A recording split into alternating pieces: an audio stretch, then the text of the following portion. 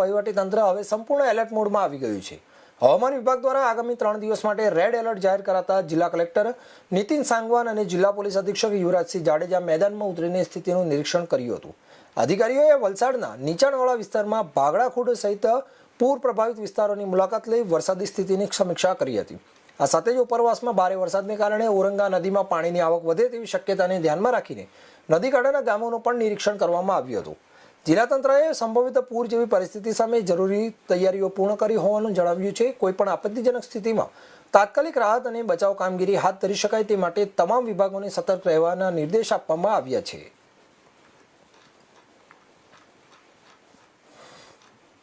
અત્યારે આપ બધાને ખબર છે કે અત્યારે આપણા જિલ્લામાં રેડ એલર્ટ જાહેર થયેલું છે અને આજે પણ રેડ એલર્ટ છે। તો આપણે અત્યારે સ્થિતિનો જાયજો લઈ રહ્યા છીએ બધાએ। આપણી સાથે એસપી સાહેબ પણ છે, પ્રાંત અધિકારી ટીડીઓ શ્રી અને દમણગંગાથી, અને બધા અધિકારીઓ જુદા જુદા વિસ્તારોમાં આજે ફરી રહ્યા છે અને સાથે સાથે લોકોને કંઈ તકલીફ હોય તો એમને કેવી રીતે આપણે નિવારણ કરી શકાય અને સાવચેતીના ભાગરૂપે શું શું પગલાં લેવાના હોય તો એમની માહિતી લોકો સુધી પહોંચે।